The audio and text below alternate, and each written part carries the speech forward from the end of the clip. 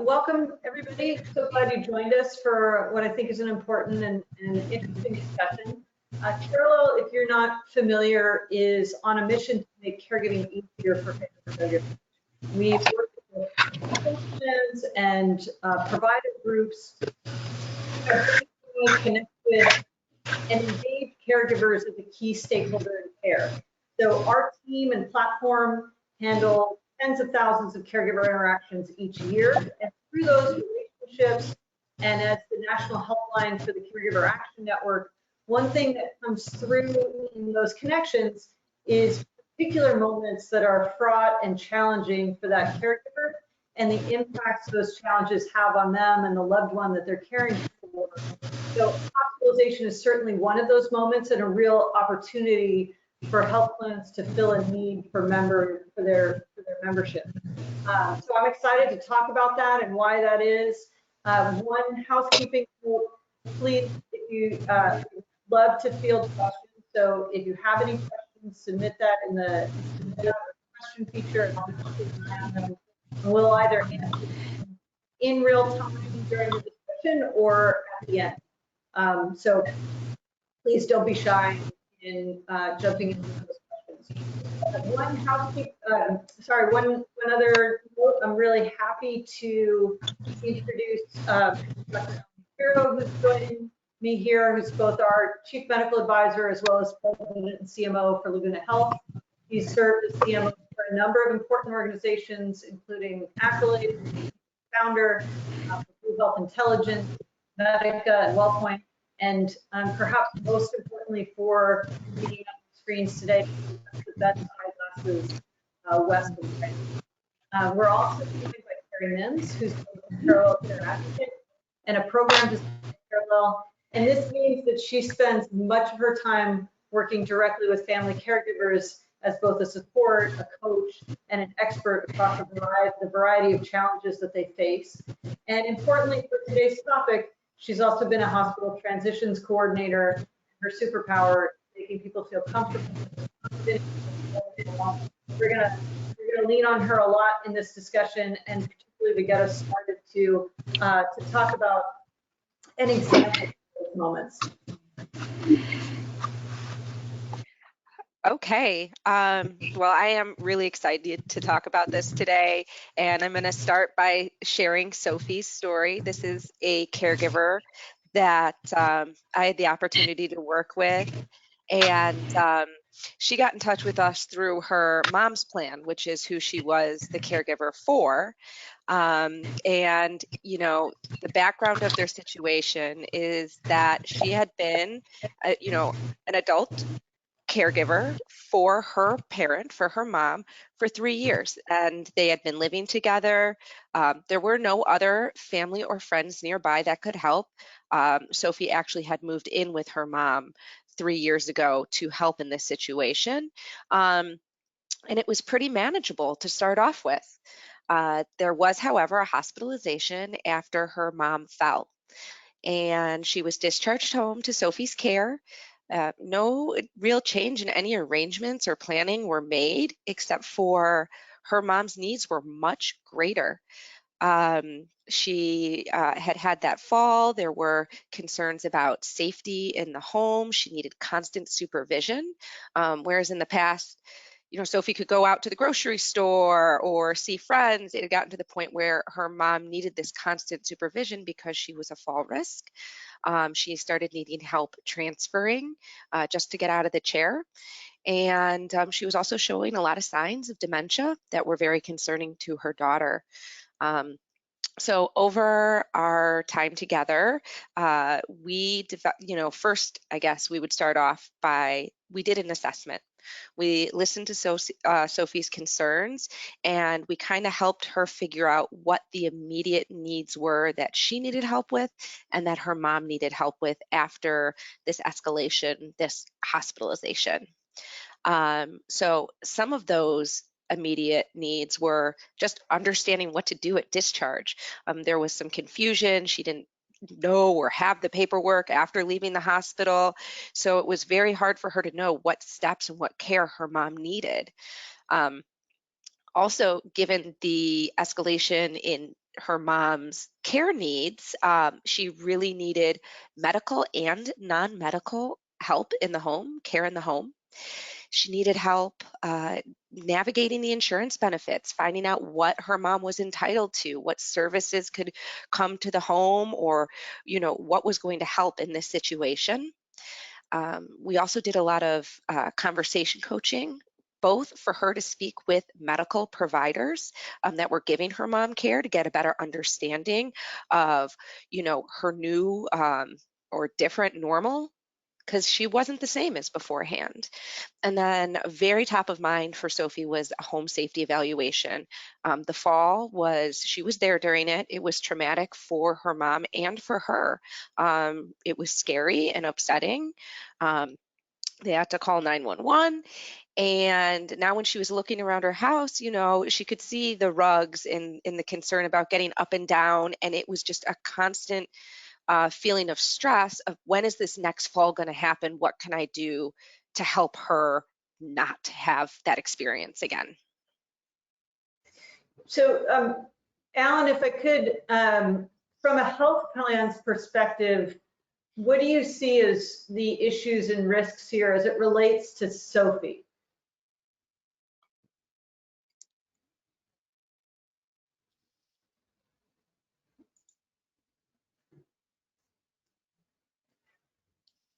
Alan, do we? I think Alan's on mute. I'm sorry, I forgot to unmute myself. I apologize. I was just saying that for anyone of a certain age, fall is a 4-letter dirty word. It is probably the worst word because there are a lot of sequelae and it's associated with a lot of other problems. First of all, a fall may be indicative of balance problems. It may be that someone who falls and has osteoporosis has a severe break. There's actually a fairly significant mortality that comes with a fall. For a health plan, that means that they have to be very diligent about getting people the help they need. That this is going to be an ongoing expense. It's not going to be the one-time expense for the fall. They can expect it to be an ongoing expense. And from the caregiver position of the health plan, caregiver is free help, if I can put it that way, necessary help for the health plan. And however, it's free help, but it's also unsupervised, unlicensed help. Love is not a substitute for competence, unfortunately.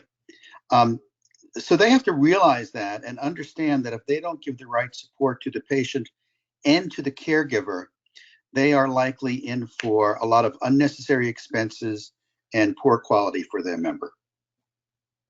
And I would imagine, you think about that as well from the perspective of if you are insuring the caregiver themselves, right? That the impact that this has on Sophie may be an additional concern.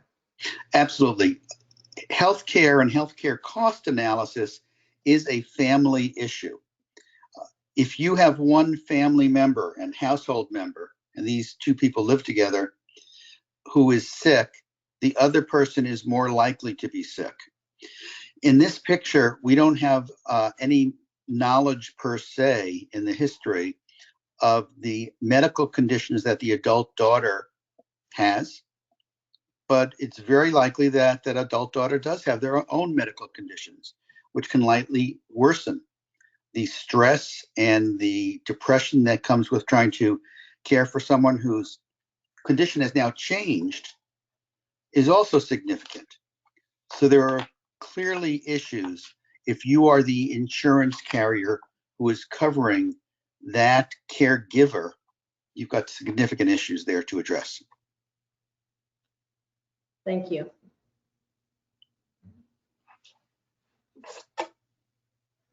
So I actually love that you mentioned Sophie's personal health, because it isn't something that we discussed in a lot of depth. But one of the things that she brought up a lot was, I'm 60 now and it's just getting harder. So you can tell that even just the amount of strain as, maybe you're not as strong as you used to be or anything like that was really adding up at the exact same time that her mom's care needs were increasing. But anyways, while, as it says here, while her story is special, it is not unique. We work with caregivers in all different types of circumstances, situations, different needs, and different capacity as a caregiver on what they personally can and cannot do.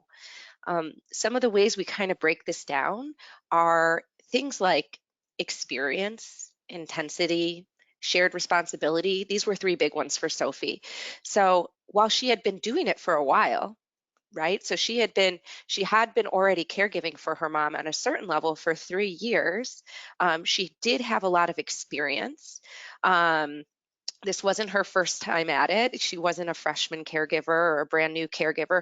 So she had a lot of knowledge and a lot of ability based on what the status quo was. Um, Now, the intensity, because of that, was also not too high prior to this hospitalization. It was manageable for her. She was able to take care of herself for the most part. Her mom was doing well. But now, as you can see, the intensity of the situation is much more extreme. Um, they're dealing with a possible dementia diagnosis. That doesn't go away. In general, that's something that's just going to be progressive and come up with new challenges for Sophie as a caregiver. Also, a hospitalization is extremely traumatic and intense in itself. So she's dealing with all that emotion. She's worried about her mom. She's afraid, but also the intensity of the care she's giving increases. She is now helping her mom transfer, just to get to bed, to the bathroom. She's helping her mom every time. That is a huge increase in intensity. And as far as shared responsibility goes, listen, they had each other, but there's no other friends or family that's helping. Somebody was just saying the other day that the help that you get from family can be a double-edged sword. So, one end is when you have family and friends involved, you have more hands. There's more people that can take on more things and help, right?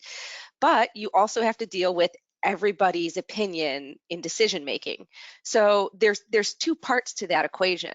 Her shared responsibility with other family members is extremely low, but she did have her mom as a sounding board. They were interdependent on each other in their own way because they were living together. And now, especially with the confusion that her mom is experiencing, she's even taking on more responsibility as far as making decisions for her mom or helping her mom make decisions. So where, the shared responsibility is low on some level with other people, like on another way, her personal responsibility is growing. Yeah, absolutely. And this goes to one of the points that Shara asked in the last slide, which is you always have to understand as the health plan who you're covering.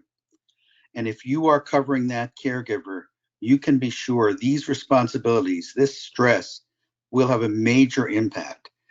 What Perry was talking about, transferring someone from bed to bathroom, can be physically taxing, especially on someone who's 60 and maybe has a little osteoporosis. You're putting that person, that caregiver, at significant risk.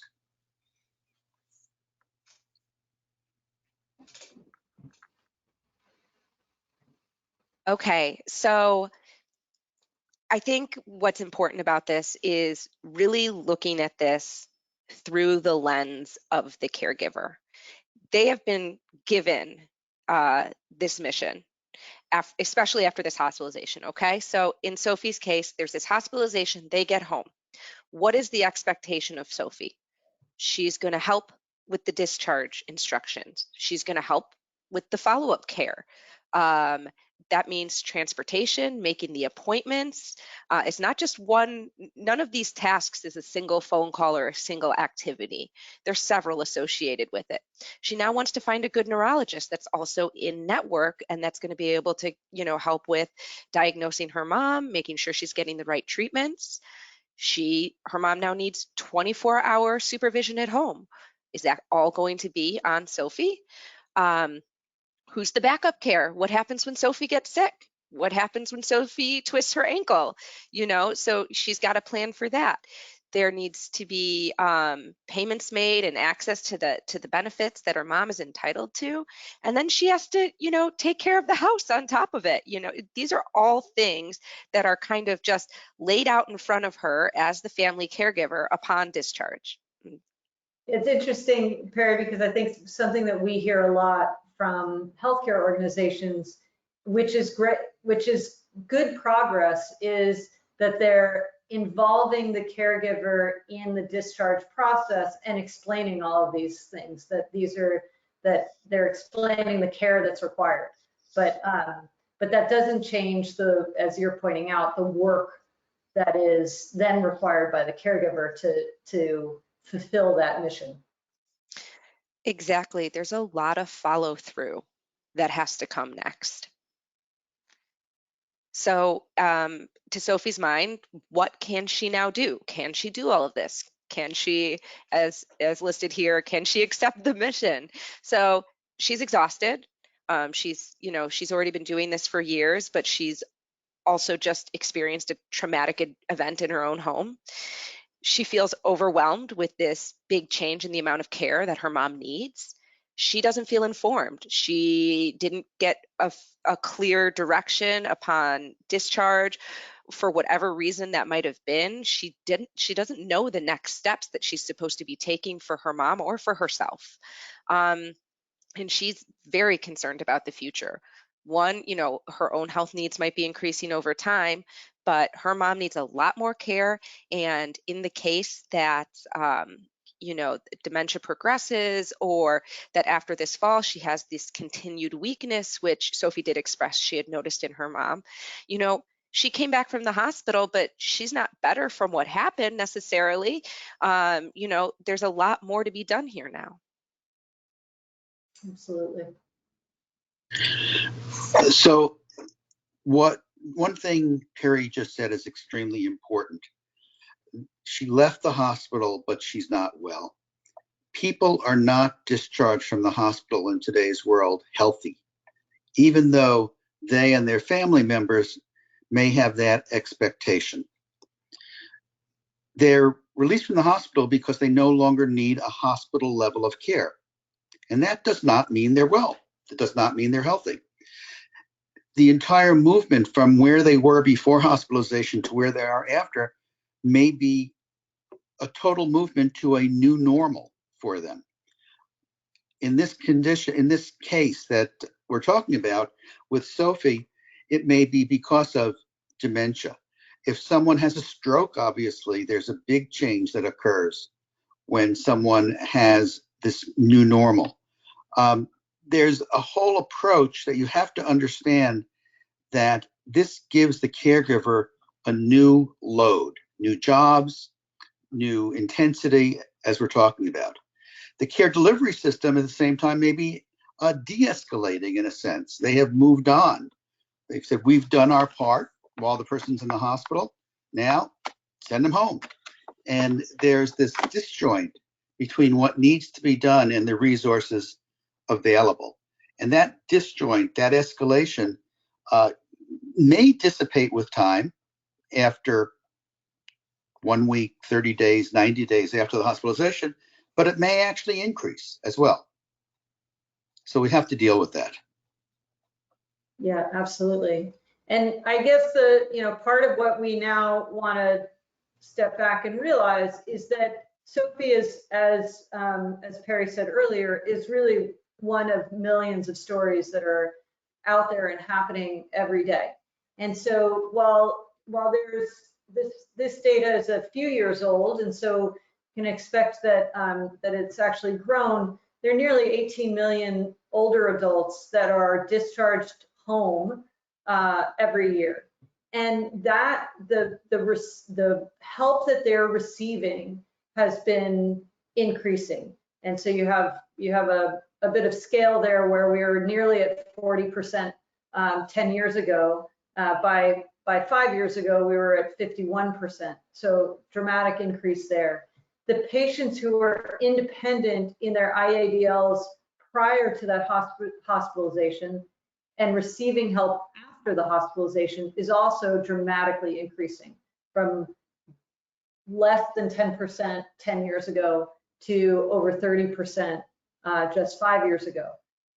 The question about where does that care, where does that help come from, is largely on the family caregiver. So the vast majority of care that's provided in the home is with family caregivers, and even the Medicare reimbursed home health care does not release the caregiver from those responsibilities. So there's, as I think Alan put it really well early on, there is this free labor source that is operating, and I think the concern is, from my perspective, is how capable are they, how resilient or how vulnerable are those family caregivers in fulfilling that duty, that obligation, that desire to be of help and of service to their loved ones. So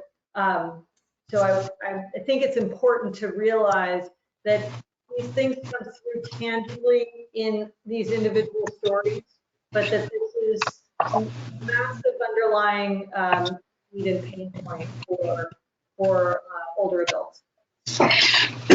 And we've always depended on caregivers. We've always depended on family. This is not new, but because of the nature of medicine changing, it's become more difficult. There's a fragmentation that goes on. We have, over the past decade, seen the start of a new specialty in medicine called hospitalists. So while in previous years, your primary care doctor would go see you in the hospital, that does not occur anymore. So there's this disjoint between being in the hospital and getting outpatient care with no real connection to them being put together in a meaningful way. You've got payment models which really enforce that. And the payment models also encourage people to leave the hospital, what's often called quicker and sicker. Again, it goes to, do they really need a hospital level of care or not? That leads to reduced lengths of stays. We have a new technology base that is confusing for people. And the confusion is paramount. You see it in certain studies that look at the correlates with readmissions. The number one correlate to readmission is not having social support, living alone. And the number two is being given new technology when you leave the hospital. On top of all this, we have provider shortages. So when you leave the hospital and try to make an appointment for a follow-up, you're often left with an inability to get that appointment. So we've made it harder, not just for the patient, but for that caregiver who has now more and more responsibility.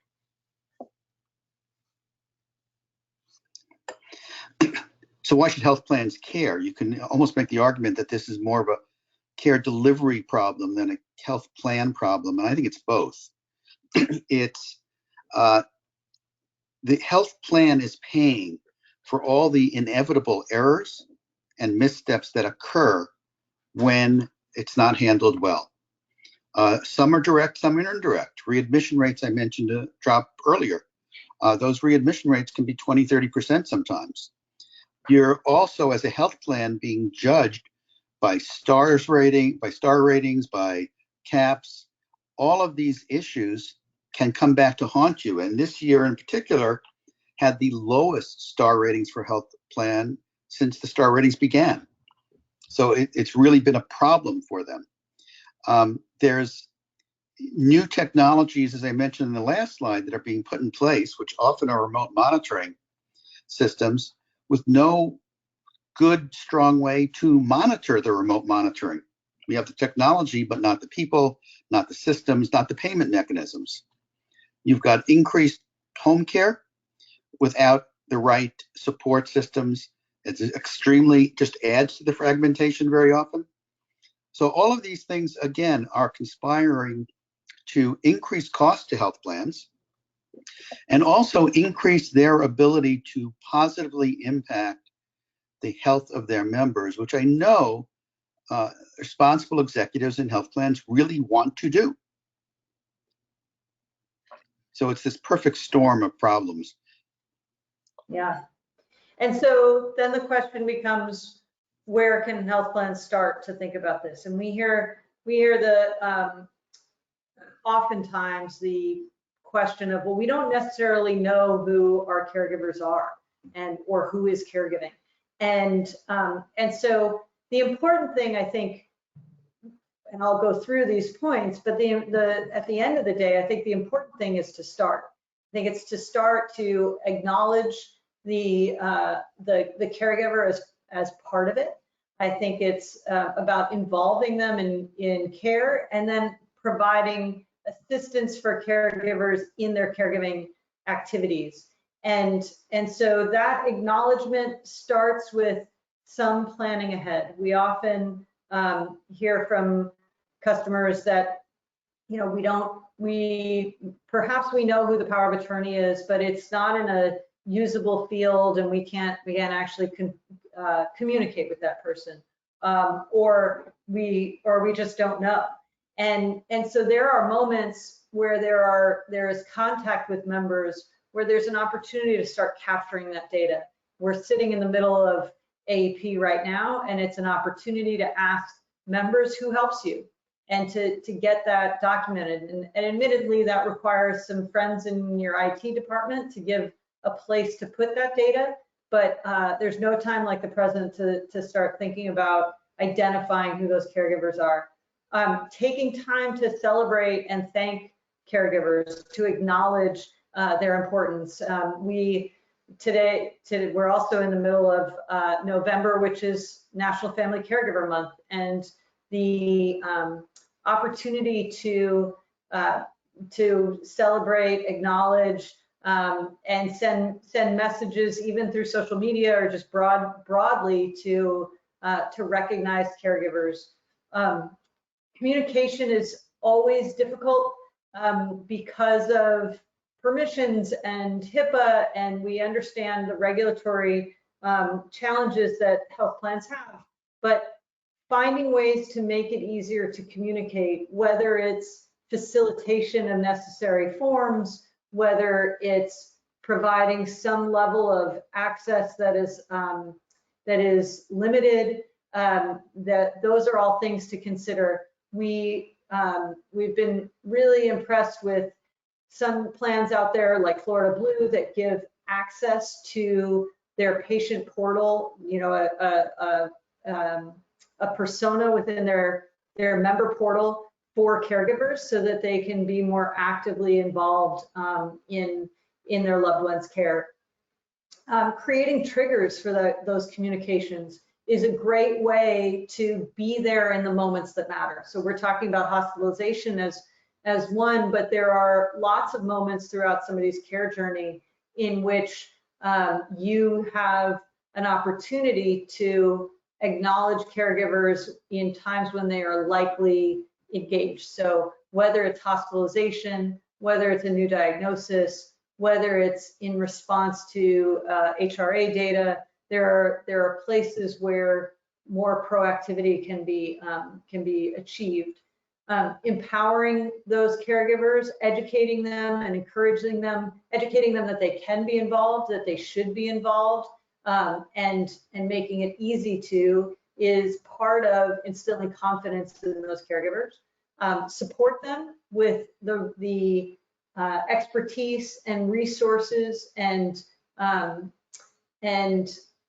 help that is there for them both emotionally. You know, in Sophie's story, she feels desperate, she feels alone, and though sometimes that needs a bit of a listening ear in order to create trust and then practically help her in her duties so she can fulfill them. Set a path, coach them on what is yet to come, what is potentially to come, whether that's related to their loved one's health journey or how benefits are going to work over time, right? There are some really practical things about when certain benefits will run out, when they're capped, things like that. So these are some of the things that we think are important as you start to prioritize caregivers as a stakeholder that you really want to serve and assist. And so, you know, on the right side of that spectrum, we are very involved in helping caregivers in that empowerment, in that assistance, and in that planning process. And so, to give some context for that, we are delivering a caregiver support program specific to hospitalization or post-hospitalization to navigate that key time after somebody has come home. And that really has three pillars. It has the personalized guidance of somebody like Perry, who's there to create a relationship of trust to help understand the needs and address the needs of that caregiver in their resilience to handle the mission that they've been challenged with. The availability of tools and resources that are always on and helpful to a caregiver, to a circle of care, to allow for collaboration and learning and planning together.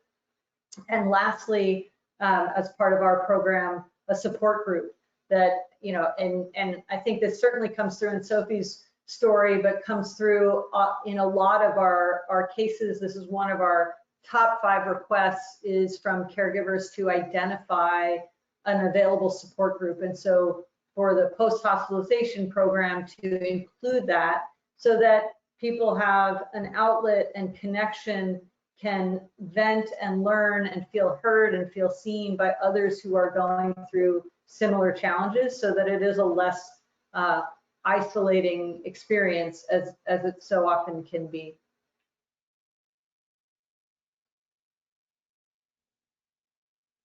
So our program is really framed around 4 themes, and these themes provide us a framework of touch points with a caregiver that is really meant to provide structure.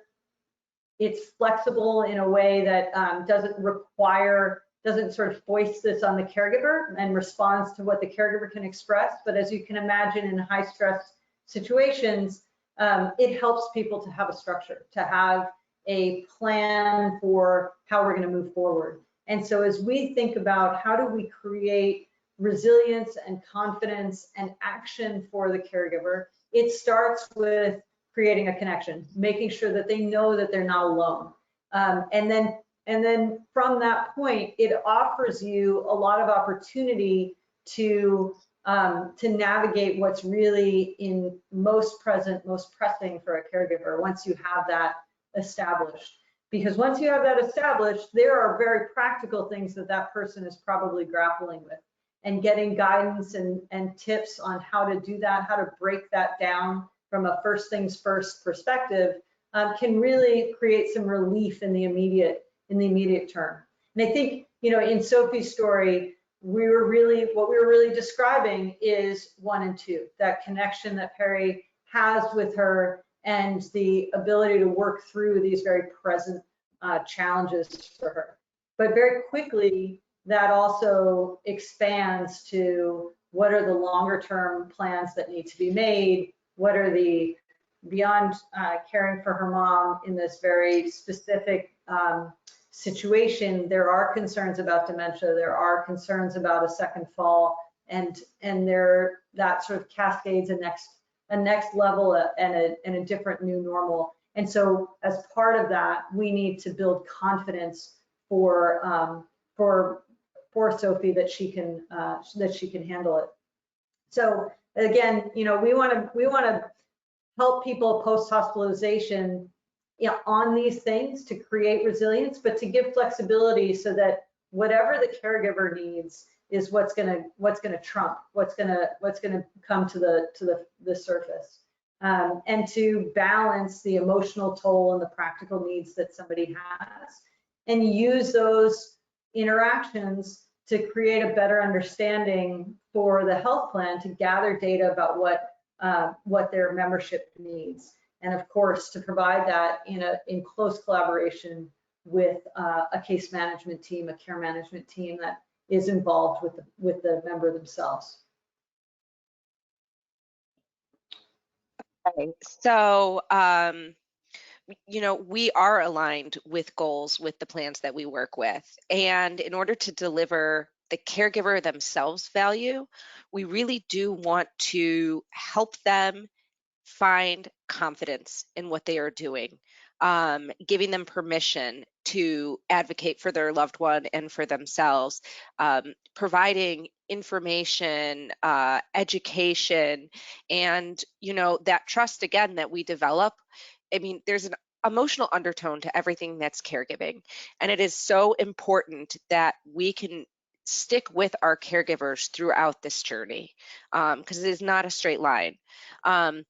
So again, in that connection, we give them a chance to vent, and the support groups are part of that. But it's not just about the downs of caregiving. The connection can be about the wins, the good moments, the things that you want to share that were spectacular that happened today, because we need that positive reinforcement as caregivers to continue wanting to do this, to continue to do it well. And so, recognizing little wins throughout everyday things that are going on is huge. And then assistance, we offer practical help, but a lot of it's organizing, it's prioritizing, it's knowing what to do next. This is not something that is perfectly plannable, but there are ways to be prepared. And by starting off by having that trust and that confidence, then as things move forward over time, they know that they can reach back out and get the help that they need in that moment. Yeah, absolutely. And then on the customer side, why that impacts the health plan, why again it's important for a health plan to consider offering that kind of service and support is these are high value moments for a member, and the impact on member experience is profound. The who shows up in the tough moments can be really impactful. There is an obvious extension to care management. The ability for case management to serve the needs of caregivers is limited. Their mandate is typically for the patient, and to the extent that it goes beyond that, the mission of things that we are hoping to collaborate with caregivers on, it's hard to extend the help that care management can have all the way to all of the needs of the caregiver. There is an ongoing opportunity to collect and identify caregivers amongst your insureds and amongst their broader support system. And so this is a key moment in which hospital discharge processes capture caregiver information, that there's an opportunity to, in respectful ways, understand from the member who their caregiver is, and to generate insight into their needs. So just one more thing about that in terms of health plan goals. More and more health plans have goals of either starting or increasing the size of their Medicare Advantage plans. The best way to do that is to take all these adult caregivers, like Sophie's daughter, who's 60, who are going to be moving into Medicare plans, and giving them a window on the wonderful service and experience their elderly parents are getting by reaching out to them as caregivers. that's an excellent point. That ability to hold on to people is extremely important and shouldn't be undervalued. Yeah, absolutely. Thanks for that, Alan. And then I guess the last thing, I know we're bucking up on our time here, but I do want to mention, if you're interested in hearing from caregivers directly on what they feel like they need, both for them, for those that they caregive for, and for themselves as caregivers, it is National Family Caregiver Month. As part of that, we're featuring Voices of Caregiving, And it's just it's a wonderful set of testimony to what caregivers are grappling with every day, and individual stories like Sophie's where there's a high dependence and both challenge and celebration. And so with that, I think we will wrap it up. We really appreciate your participation and wish you a really good day. And thanks for joining us.